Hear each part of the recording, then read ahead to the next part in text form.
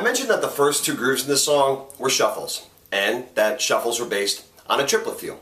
To show you what I mean, what I'm going to play for you now are quarter notes on the kick drum, and on the hi-hat, at first I'm going to play eighth note triplets, and then I'm going to take that middle note of the triplet out to give us our common shuffle feel.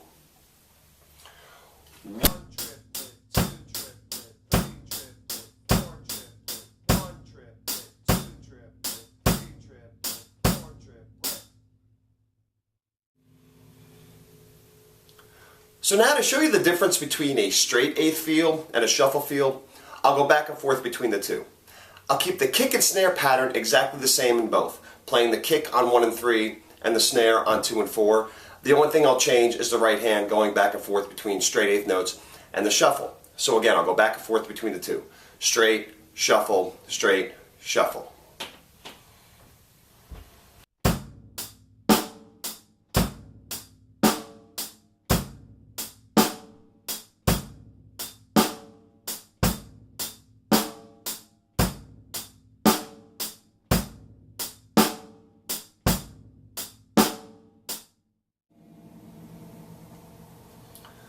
Well, the first groove in the song happens to be a halftime shuffle.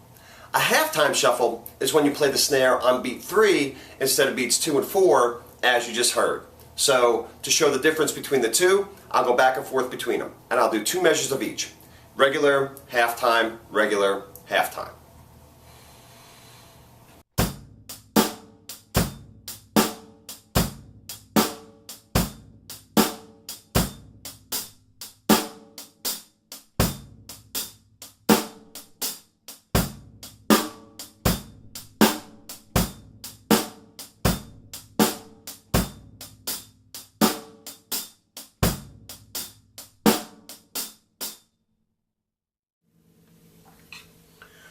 Well, in this opening section of the song, my left hand isn't just playing the snare on beat 3. I have a bunch of little quieter things going on as well. What are those little quiet things all about? Those little quiet things are called ghost notes. And ghost notes are notes that are meant to be played so softly that it's almost like you don't hear them, you just feel them. Like a ghost in the room, hence the name ghost notes. And this pattern in particular, I'm playing in the first section of the song, is commonly called the Purdy Shuffle, named after the drummer Bernard "Pretty" Purdy, who I've had the pleasure of meeting and speaking to briefly, and it's very true. He's quite pretty.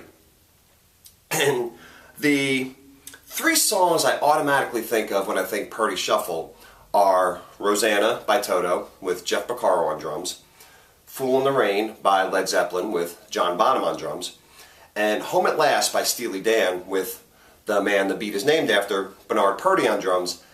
And in that one in particular, man, the ghost notes are quiet, and it's really like you don't hear them, but you really, really do feel them in the groove.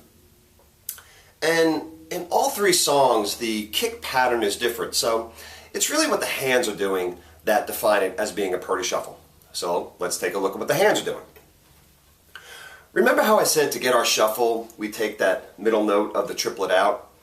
Well, in the Purdy Shuffle, you're putting that middle note of the triplet back in with a ghost note on the snare drum on beats 1, 2, and 4.